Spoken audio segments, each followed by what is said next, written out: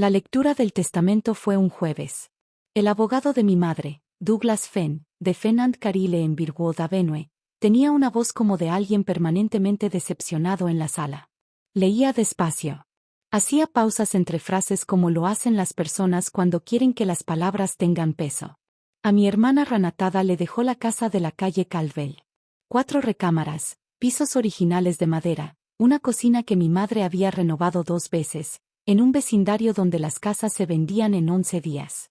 A mí me dejaron un terreno vacío en el lado este del condado de Mercer, parcela 7714 en el registro de zona de inundación, aproximadamente 1.2 acres, valuado por el condado en $14,000. La nota de evaluación incluía la frase inundación periódica. Ranatada no intentó ocultar su reacción. Apretó los labios como cuando intenta no sonreír en la iglesia. Douglas Fenn me miró por encima de sus lentes. La parcela ha estado en tu familia desde 1961, dijo, como si eso fuera una consolación. No lo era. Manejé de regreso sin decir mucho a nadie. Mi esposo, Marco, me esperaba en la cocina. Le conté lo que había pasado. Escuchó. No dijo nada cruel de inmediato. Esperó 3 minutos completos, lo cual ahora entiendo que solo era él preparándose. Un terreno de inundación, dijo. Tus padres te dejaron literalmente un terreno inundable. Son 1.2 acres de pantano. Me fui a la cama. Ranatada publicó al día siguiente. Me enteré porque mi prima me mandó una captura antes de que tomara café. Ranata había usado una imagen de Google Maps, una vista aérea de la parcela 7714 que mostraba agua estancada en el borde sur, un enredo de pasto salvaje y un camino de grava que terminaba en lodo. Le puso de pie de foto. A mi hermana le tocó un pantano. Recen por ella. 43 personas le dieron like. 4 dejaron emojis de risa con lágrimas. El mensaje de mi prima solo decía, lo siento mucho. Yo no le respondí a nadie. Fui al terreno el día 6. No sé qué esperaba. No había ido a esa parte del condado de Mercer desde que tenía quizá 12 años, cuando mi padre nos llevó una vez un domingo por la tarde y nos dijo que había pertenecido a su padre antes que a él. Recuerdo el pasto alto, un olor como a hierro y arcilla. Mi padre de pie en el borde con las manos en los bolsillos, mirando el lugar como miran los hombres las cosas de las que están orgullosos pero no pueden explicar. Estacioné en el camino de grava y entré caminando. La inundación era real. El tercio sur estaba saturado. Se veían las marcas de nivel del agua en los postes viejos de la cerca. Rayas cafés oscuras que mostraban hasta dónde llegaba después de la lluvia. El suelo se sentía blando en algunas partes. Un grupo de espadañas había tomado por completo la esquina sureste, pero la sección norte estaba seca. El suelo ahí era denso y oscuro, y había 2 antiguos marcadores de concreto medio enterrados cerca del límite trasero. Mi padre los había colocado él mismo. Lo recordé. Me quedé ahí mucho tiempo. Tomé fotografías con mi teléfono, los 4 límites, los marcadores, el camino de acceso, el agua estancada, la sección norte seca. Aún no sabía por qué lo hacía. Solo sabía que debía hacerlo.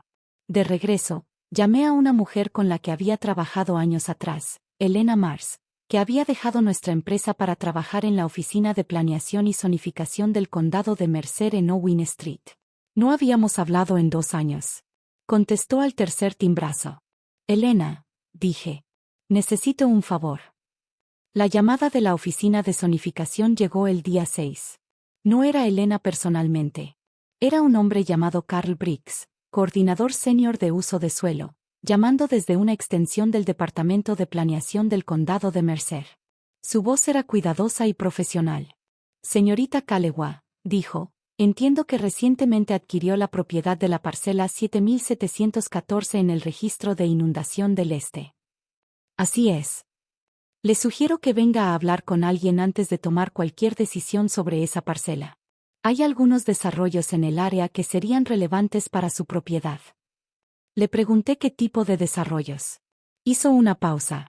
Preferiría explicarle los documentos en persona, dijo. Pero le diré esto. La posición del condado sobre esa clasificación de zona de inundación ha cambiado significativamente en los últimos 18 meses. Ha habido una propuesta de rezonificación para ese corredor. La expansión mixta del este de Mercer. Obtuvo aprobación preliminar en febrero. Anoté cada palabra. Fui a la oficina de Owen Street 2 días después. Carl Briggs era un hombre compacto, de unos 50 y tantos, con lentes de lectura colgados de una cadena y una pared llena de mapas de zonificación detrás de su escritorio. Abrió el plan del corredor en su computadora y giró el monitor hacia mí. La expansión mixta del este de Mercer era una iniciativa de desarrollo de $340 millones aprobada por el Consejo del Condado. El plan incluía comercio, vivienda de densidad media y un sistema de senderos verdes conectados. Señaló exactamente el corredor de zona de inundación donde estaba la parcela 7714. Su propiedad, dijo Carl, está en el punto de entrada norte del corredor. La sección norte seca es construible bajo la nueva clasificación. El lote húmedo del sur califica para compensación por servidumbre de corredor verde, lo cual es un pago en efectivo separado por parte del condado. Me quedé mirando el mapa por un largo momento. ¿Qué hace esto con el valor catastral?, pregunté. Carl se quitó los lentes. No puedo darte una evaluación. Ese no es mi departamento. Pero sí puedo decirte algo. 2 parcelas comparables en este corredor se vendieron en los últimos 4 meses. Una en $310,000, otra en $390,000. Hizo una pausa. Ninguna de ellas tenía tu terreno del norte ni tu acceso por camino. Mis padres lo habían valuado en $14,000. Mi hermana había puesto un emoji de oración. Le di las gracias a Carl Briggs. Le di la mano. Caminé hasta mi coche y me quedé en el estacionamiento 11 minutos sin encender el motor. Esa misma tarde llamé a una abogada inmobiliaria. Se llamaba Patricia Cho Property Lab en la calle Fifth en Meridian. La encontré gracias a Elena. Patricia revisó la escritura en menos de 24 horas. Título limpio, sin gravámenes, sin cargas. La parcela había pasado directamente del patrimonio de mi padre a mí, sin condiciones. Tú eres la propietaria absoluta, dijo Patricia. Nadie puede tocar esto. Le pedí que me lo confirmara por escrito. Lo hizo. La evaluación ocurrió un martes, 3 semanas después de la lectura del testamento. Contraté a un tasador llamado Robert Su, de su Land and Comercial en Grant Avenue. Había evaluado 7 parcelas en el corredor del este de Mercer en los últimos 2 años. Conocía el terreno. Conocía la rezonificación. Ya tenía los mapas del corredor en su oficina antes de que yo los mencionara. Recorrió la parcela durante 90 minutos. Hizo una prueba de suelo en la sección norte. Fotografió los marcadores de concreto, el camino de acceso y midió a pie el límite edificable. Cuando terminamos, nos quedamos en el borde norte. Miró la parte seca. Suelo sólido, tierra oscura, acceso por camino de grava de 2 carriles. Rezonificación ya aprobada y en proceso. La servidumbre del humedal sola ronda los $40,000 del condado, dijo. Eso sin hablar de la parte edificable. Se giró hacia mí. Las ventas comparables lo colocan entre $380,000 y $450,000 por toda la parcela.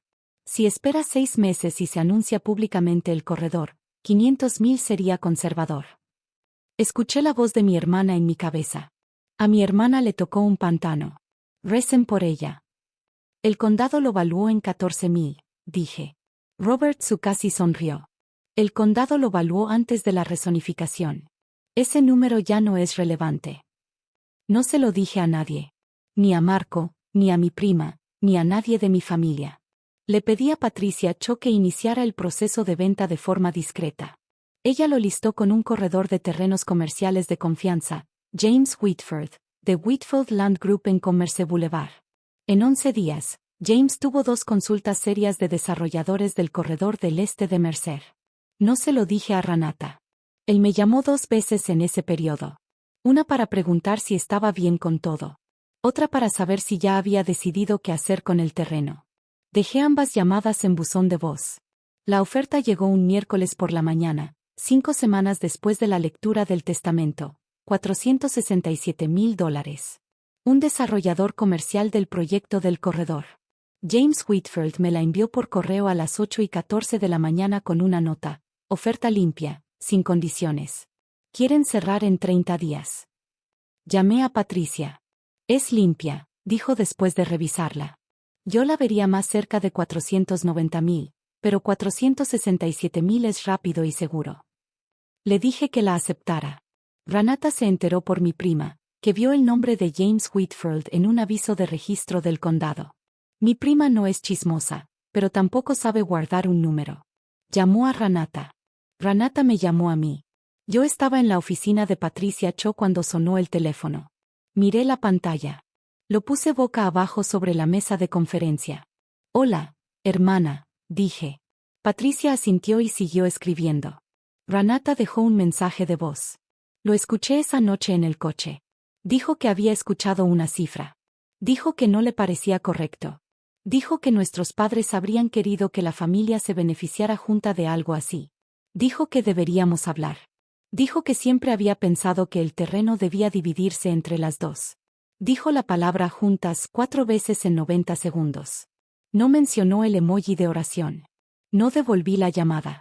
Patricia envió una carta formal a la oficina de Douglas Fenn confirmando la venta y la transferencia de título limpio. Copié la dirección de Renata.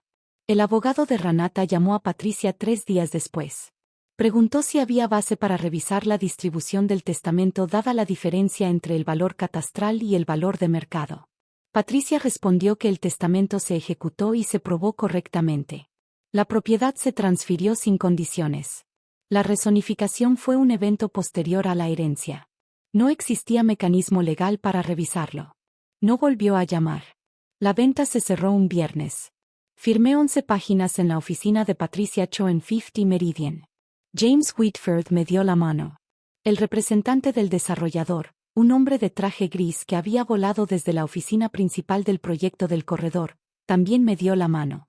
Cuando llegó la confirmación de la transferencia bancaria, me quedé un rato en el estacionamiento antes de manejar a casa. $467.000.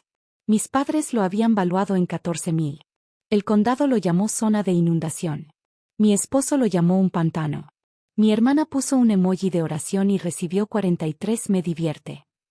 Pensé en mi padre de pie al borde de ese terreno, con las manos en los bolsillos. En los marcadores de concreto que él mismo colocó. En la forma en que lo miraba, orgulloso de algo que no podía explicar. Él sabía. No sé si lo planeó. No sé si entendía que la rezonificación venía o si simplemente creía que la tierra de su padre valía más de lo que decía el condado. Pero creo que, en algún nivel, sabía lo que me estaba dando. O tal vez simplemente me quería de una forma distinta a como quería a Renata. Y eso fue suficiente. No he vuelto a hablar con mi hermana desde el cierre. Ella todavía tiene la casa en la calle Calvel. 4 recámaras, pisos originales de madera, un vecindario donde las cosas se venden en 11 días. Yo tengo $467.000 en un fideicomiso y una abogada inmobiliaria que responde mis llamadas. No he publicado nada en línea.